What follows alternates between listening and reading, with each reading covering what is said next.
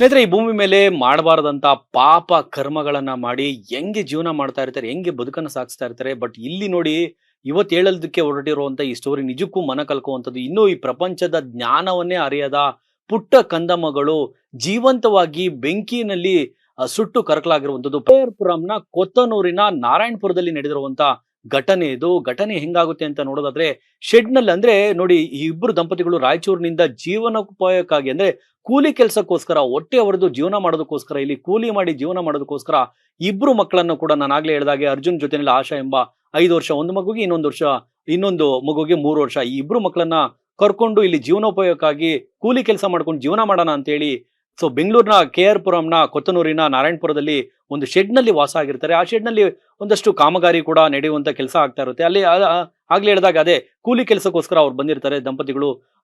ಬಂದಂತ ಸಂದರ್ಭದಲ್ಲಿ ಇಲ್ಲಿ ಶೆಡ್ ನಲ್ಲಿ ನಿನ್ನೆ ಸುಮಾರು 1:30 ಸಮಯದಲ್ಲಿ ಏಕಾಏಕಿ ಮಕ್ಕಳು ಮಲಗಿರ್ತಾರೆ. ಆ ಟೈಮ್ ನಲ್ಲಿ ಬೆಂಕಿ ಕಾಣಿಸ್ಕೊಂಡಿದೆ. ಏನಿದು ಬೆಂಕಿ ಕಾಣಿಸ್ಕೊಂಡಿದೆ, ಬೆಂಕಿ ಉರಿತಾ ಇದೆಯಲ್ಲ ಅಂತ ಹೇಳಿ ಬಂದು ನೋಡುವ ವೇಳೆಗೆ ಅಲ್ಲಿ ಪರಿಸ್ಥಿತಿ ಕೈ ಮೀರಿ ಹೋಗಿರುತ್ತೆ. ಇಬ್ರು ಮಕ್ಕಳು ಕೂಡ ಒಳಗಡೆ ಇರ್ತಾರೆ. ದಂಪತಿಗಳ ಆ ಒಂದು ಕಿರುಚಾಟ, ಅರಚಾಟ ನಿಜಕ್ಕೂ ಕೂಡ ಅವರ ರೋದನೆ ಮುಗಿಲು ಮುಟ್ಟಿರುತ್ತೆ. ಮಕ್ಕಳು ಕೂಡ ಕಿರಿಚ್ಕೊಳ್ತಾ ಇರ್ತಾರೆ. ಬಟ್ ಅಲ್ಲಿ ಪರಿಸ್ಥಿತಿ ಕೈ ಮೀರಿ ಹೋಗಿರುತ್ತೆ. ನೋಡುತ್ತಿದ್ದಂತೆ ಬೆಂಕಿ ಸಂಪೂರ್ಣವಾಗಿ ಆ ಶೆಡ್ ಅನ್ನ ಆಹುತಿ ತೆಗೆದುಕೊಳ್ಳುತ್ತೆ. ಮಕ್ಕಳು ಜೀವಂತವಾಗಿ ಅಲ್ಲಿ ಸುಟ್ಟು ಕರಕಲಾಗುತ್ತೆ. ಈ ಘಟನೆ ನಿಜಕ್ಕೂ ಒಂದ್ ರೀತಿ ಮನ ಕಲಕುವಂತ ಘಟನೆ ಇದು. ನೋಡಿ, ಆಗ್ಲೇ ಹೇಳಿದಾಗೆ ರಾಯಚೂರಿನ ಮೂಲದ ದಂಪತಿಗಳು ಇಲ್ಲಿ ಕೂಲಿ ಕೆಲಸಕ್ಕೋಸ್ಕರ ಬಂದಿರ್ತಾರೆ ಕಣ್ರೆ. ಆ ಜೀವನವನ್ನ ರೂಪಿಸ್ಕೊಳ್ಳೋದಕ್ಕೆ ಬಂದಿರ್ತಾರೆ. ಇಲ್ಲಿ ಬೆಂಕಿ ಇಡೀ ಅವರ ಬದುಕನ್ನೇ ಇಲ್ಲಿ ಸುಟ್ಟು ಕರಕಲು ಮಾಡಿರುವಂಥದ್ದು. ಇನ್ನು ಘಟನಾ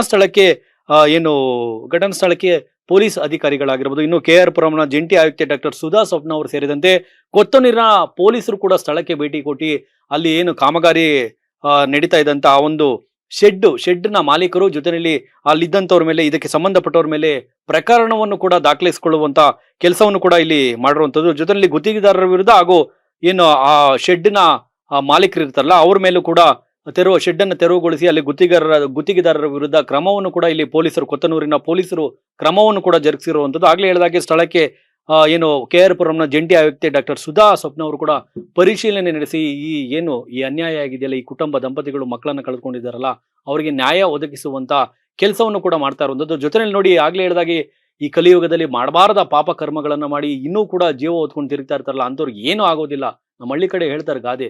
ಬಟ್ ಇಲ್ಲಿ ನೋಡಿ, ಏನೇನೋ ಅರಿಯದಂತ, ಪ್ರಪಂಚದ ಜ್ಞಾನವನ್ನೇ ಅರಿಯದಂತ ಮಕ್ಕಳು ಇಲ್ಲಿ ಬೆಂಕಿಗೆ ಆಹುತಿಯಾಗಿ ಜೀವಂತವಾಗಿ ಸುಟ್ಟು ಕರಕಲಾಗಿರುವಂಥದ್ದು ನಿಜಕ್ಕೂ ಮನ ಕಲಕುವಂತ ಘಟನೆ. ಇಂಥ ಘಟನೆಗಳು ಮತ್ತೆಂದು ಮರುಕಳಿಸೋದು ಬೇಡ. ಸ್ನೇಹಿತರೆ, ಈ ಒಂದು ಘಟನೆಗೆ ಸಂಬಂಧಪಟ್ಟಾಗೆ ನಿಮ್ಮ ಅನಿಸಿಕೆಯನ್ನು ಕಾಮೆಂಟ್ ಮಾಡಿ. ನೋಡ್ತಾ ರೀಸನ್ ನ್ಯೂಸ್, ಇದು ಸಮಸ್ತ ಕನ್ನಡಿಗರದ್ದು.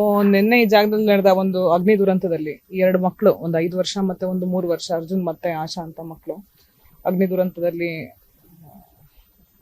ಸಾವಿಗೀಡಾಗಿದ್ದಾರೆ. ರಾಯಚೂರು ಡಿಸ್ಟ್ರಿಕ್ಟ್ ದೇವದುರ್ಗ ತಾಲೂಕಿನ ಮಕ್ಕಳು ಬಾಡಿನ ಶವ ಪರೀಕ್ಷೆ ಮಾಡಿ ಆಲ್ರೆಡಿ ಅವರು ನೇಟಿವ್ ಪ್ಲೇಸ್ಗೆ ತಗೊಂಡು ಹೋಗಿದ್ದಾರೆ. ಇದು ಅನಾಥರೈಸ್ಡ್ ಶೆಡ್ಸ್, ಏನು ಬೇಸಿಕ್ ಫೆಸಿಲಿಟಿ ಕೂಡ ಇಲ್ಲದೆ ಇರುವಂಥ ಶೆಡ್ಸು ಅಲ್ಲಿ ವಾಸ ಮಾಡಿದ್ರ ಪರಿಣಾಮವಾಗಿ ದುರಂತ ಸಂಭವಿಸಿದೆ ಅಂತ ಅಂದ್ಬಿಟ್ಟು ಗೊತ್ತಾಯಿತು. ಹಾಗಾಗಿ ಇದು ನಮ್ಮ KR ಪುರಂ ವ್ಯಾಪ್ತಿಗೆ ಬರ್ತಾ ಇದ್ರಿಂದ ನಾನು ಮತ್ತು ನಮ್ಮ MOH, ನಮ್ಮ ಇನ್ಸ್ಪೆಕ್ಟ್ರು, ಹಾಗೆ ನಮ್ಮೆಲ್ಲ ರೆವಿನ್ಯೂ ಸಿಬ್ಬಂದಿ ಮತ್ತು ಇಂಜಿನಿಯರ್ಸ್ ಇಲ್ಲಿ ವಿಸಿಟ್ ಮಾಡ್ತಿದ್ದೀವಿ. ಈ ಶೆಡ್ಡನ್ನು ಕೂಡಲೇ ಆಲ್ರೆಡಿ ಮೊಕದ್ದಮೆ ದಾಖಲಾಗಿದೆ ಲೇಬರ್ ಕಾಂಟ್ರಾಕ್ಟರ್ ಮತ್ತು ಲ್ಯಾಂಡ್ ಲಾರ್ಡ್ ಅಗೇನಿಸ್ಟ್ ಆಗಿ.